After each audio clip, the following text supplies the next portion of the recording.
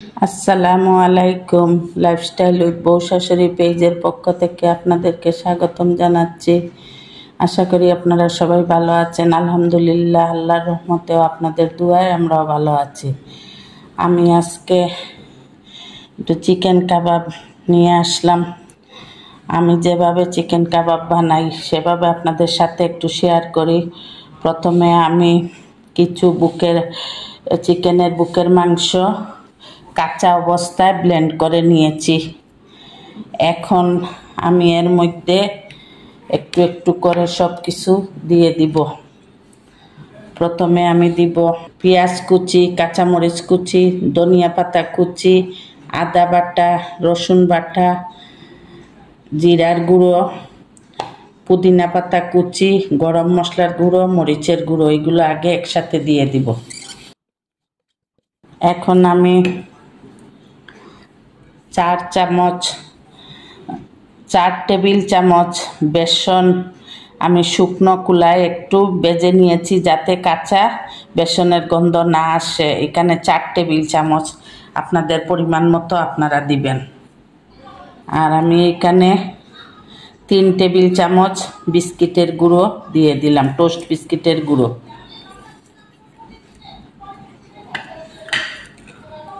এখন আমি 2 পিস লেবুর রস দিব।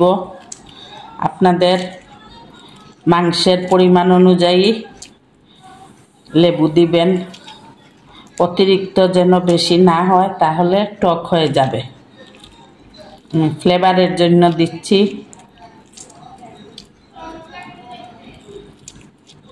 আমি এখন পরিমাণ মতো লবণ দিব।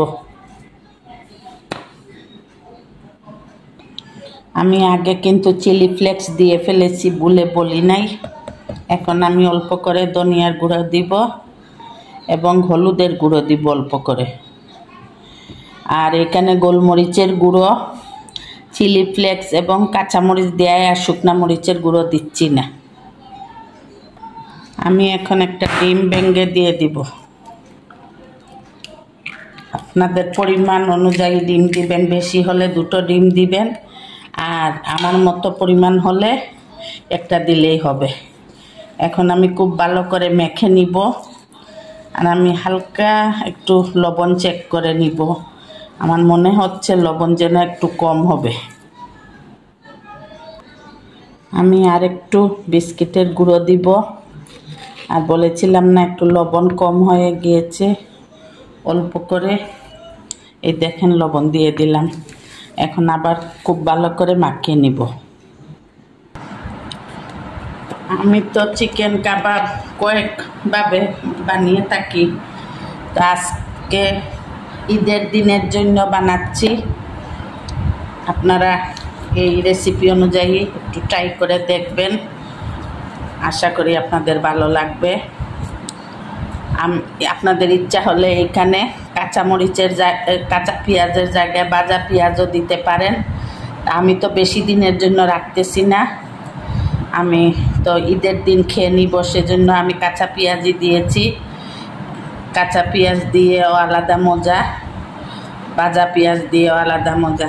এই দেখেন আমার একটা চিকেন কাবাব হয়ে গেল। এখন আপনারা যদি মাখানোর সময় বিস্কিটের গুঁড়া অথবা আপনারা না দেন, ওই ডিম না দেন, তাহলে আপনারা এইভাবে বানানোর পরে যখন ভেজে খাবেন তখন ডিমে চুবিয়ে আপনারা বিস্কিটের গুঁড়ার মধ্যে করে নিতে পারেন। গড়াগড়ি করে নিয়ে আপনারা ভেজে নেবেন। আমি কিন্তু বিস্কিটের গুঁড়ো দিয়েছি, ডিমও দিয়েছি, সেজন্য আমি ডাইরেক্ট তেলে ভেজে দিব। এখন আজকে তো আর ভাজবো না, এখন ফ্রোজেন করে রেখে দিব। একটা একটা করে এইটার মধ্যে যেভাবে রাখছি ওইভাবে রেখে দিব ডিপ ফ্রিজে। 4-5 ঘন্টা রাখার পরে শক্ত হয়ে গেলে আমি একটা বক্সে কি একটা জিপলক ব্যাগে রেখে দিব। ঈদের দিন পোলাওয়ের সাথে ভেজে নিব। এই দেখেন আমার চিকেন কাবাব হয়ে গেল। আপনারা যদি বেশি দিন ফ্রোজেন করে রাখতে চান তাহলে অবশ্যই কাঁচা পেঁয়াজ দিবেন না, আপনারা পেঁয়াজটা একটু ভেজে দিবেন আর বাকি সব মশলা ঠিক থাকবে। আর লেবুর রসটা আন্দাজ মতো দিবেন। আপনারা এইভাবে একবার বানিয়ে খেয়ে দেখবেন, অসম্ভব ভালো লাগে খেতে। আর ওই যে বেসনটা একটু শুকনা তাওয়ায় টেলে নেবেন, কাঁচা বেসন দিবেন না, তাহলে বেসনের একটা বাজে গন্ধ আসবে, খেতে ভালো লাগবে না। আমি অনেক রকমের চিকেন কাবাব বানিয়ে থাকি, এইবার ঈদে এটা আপনাদের সাথে শেয়ার করলাম। ইনশাল্লাহ আগামীতে আরও কাবাবের রেসিপি আসবে। আর ইনশাল্লাহ আমি চেষ্টা করব গরুর মাংসের একটা কাবাব ঈদের জন্য বানাবো, তখন আমি আপনাদের সাথে শেয়ার করব। আর আপনারা ভালো থাকবেন, লাইফস্টাইল উইথ বউ শাশুড়ির সাথে থাকবেন। যদি ফেসবুক পেজ থেকে ভিডিওটি দেখে থাকেন তাহলে লাইক, কমেন্ট ও শেয়ার করবেন এবং ফলো দিয়ে আমাদের পাশে থাকবেন। আর যদি ইউটিউব চ্যানেল থেকে আমাদের ভিডিওটি দেখে থাকেন প্লিজ আমাদের চ্যানেলটি একটু সাবস্ক্রাইব করে নেবেন এবং লাইক দিয়ে ভিডিওটি দেখবেন এবং শেয়ার করে দিবেন, যাতে আপনাদের ফ্যামিলি মেম্বার এবং ফ্রেন্ডসরা দেখতে পারে। আজকের মতো বিদায়, আল্লাহ হাফেজ, আসসালামু আলাইকুম ওয়া রাহমাতুল্লাহি ওয়া বারাকাতুহু। আমি এখন ফ্রিজে রেখে দিব, 3-4 ঘন্টা পরে বের করে আমি একটা পলি ব্যাগে রেখে দিব।